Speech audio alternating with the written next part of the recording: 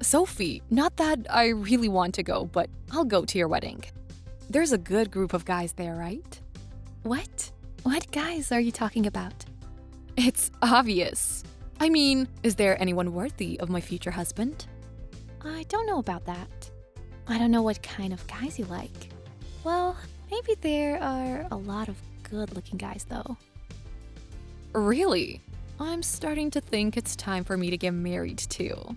I've been too popular up until now, so it took me a while to choose. I've had a hard time narrowing down the candidates. I thought it was about time. I see. Do you have a boyfriend right now? I have several, but none of them is the right man for me to marry. More than one? If you stop dating like that, you could get married. What? You're suddenly all high and mighty just because you're getting married? You were such a dork in college. You were just a plain, non-existent nerd. You have the nerve to talk over me like that just because you're getting married?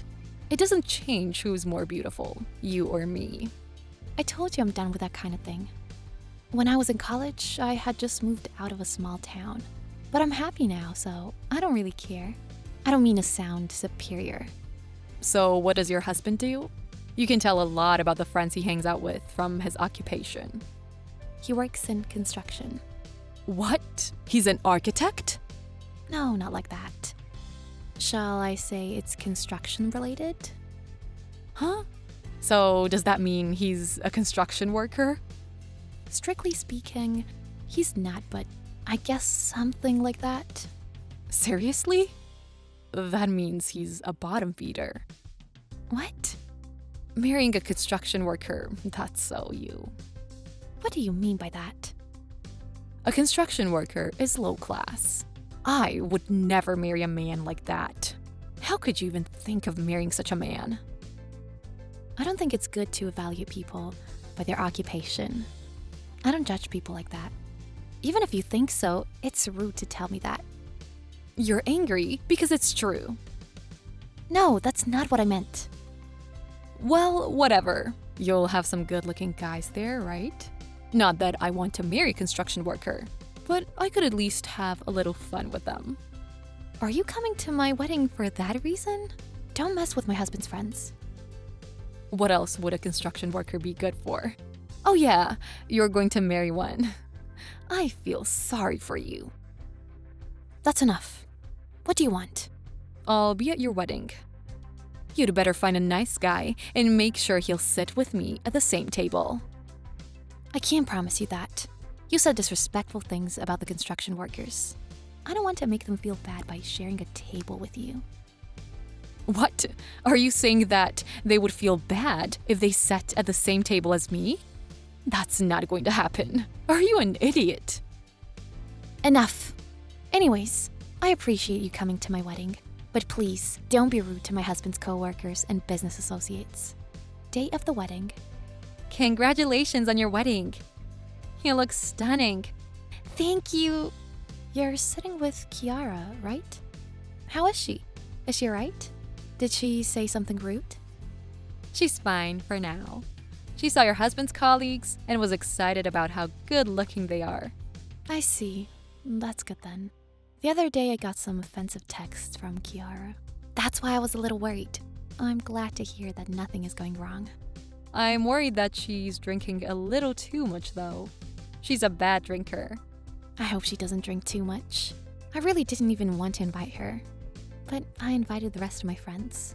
If I didn't invite her, I think that would make her go crazy. You're right. I didn't think she would come. She seems to be having a hard time right now. What's her problem? Huh? Didn't you hear the story? I was surprised when I saw her here today. She even came to your wedding with a gift after all that happened.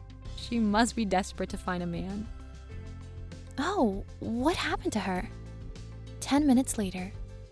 That's what you get! Do you have any idea what you've done? You deserve it! I poured wine over him to celebrate, so you should thank me. Even if you're drunk, you at least know what is okay to do and what is not. You married a construction worker. What are you talking about? You're wearing dresses like you're some big shot. If you're acting like that, you shouldn't have come to my wedding in the first place. You look down on my husband just because he's a construction worker. And you pour wine on him on the day of the wedding. Are you crazy? You're the one who's crazy. What? How can you not feel embarrassed when you're marrying a lowlife like him? I'm sorry I spilled wine on him because his tuxedo didn't suit him. I don't care what happens to you anymore. You two losers make a great couple. You losers should get married in your pajamas. You should look around. What? You're done. Why did you kick me out? I was just getting to know that hot guy. You were so drunk you don't remember what you did. I remember I poured wine on the groom. But that's not something to be angry about, is it? That's something worth getting angry about. But that doesn't mean you can use those scary-looking people to kick me out. I was so scared. Oh yeah, I don't care about that. There were a lot of construction workers at the wedding. I could see your face turning pale when you were surrounded by them. That made me feel a little better. How dare you? I'm your friend. How dare you treat me like this? Do you think it's okay to pour wine on the groom if you were a friend? And then ruin the wedding? I never said that. Then what did you mean? I was in a good mood with a hot guy, and you interrupted me. I'm not even allowed to go to the reception. How could you do that? You seem to be happy that all the good-looking guys were there. I thought you were looking down on the construction workers, but it's okay as long as they're good-looking. You need to reevaluate yourself. I was a little drunk, and I was frustrated that you were getting married before me. What? I'm prettier than you. Your husband is a construction worker. But most of all, I was upset that you got married before me. Stop saying construction worker. My husband is the president of a construction company. What? You called him a bottom-feeding loser, and you even poured wine on him. And you ruined his tuxedo. Do you know how much that tuxedo cost? He's the president. Are you kidding me? Why would I lie? My husband's annual salary is about $1 million. Do you still think he's a bottom feeder? $1 million? That's impossible. You are exaggerating, aren't you? It's true. Those guys at the wedding were employees of his company. They don't suit trash like you, who is disrespectful to construction workers. I didn't mean to disrespect them. I can't believe he was the president of a construction company. How on earth could you marry such a man? Give me your husband. What? You're crazy! Are you kidding me? There were a lot of presidents of other companies at the wedding, but none of them suit you because you're trash. Why would you say that to me? I'm such a beautiful woman. It's not right that I'm not married yet. I heard rumors about you. Huh? What are you talking about? I heard that you were involved in marriage fraud and are in debt. What? How do you know that? You look down on people who work at the construction site.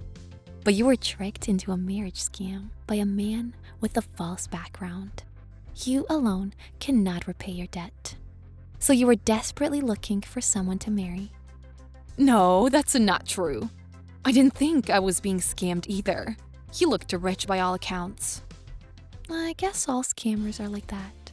You're the kind of person who judges people's worth by their professional status. That's why you're what you are. What? Are you trying to say that I am wrong? I thought I could marry him, so it is only natural that I should be devoted to him. It's hard to find a man worthy of me. Yes, but you can keep looking until you find the right man for you. But I won't let you do that at my wedding, because you'll make the guests feel uncomfortable.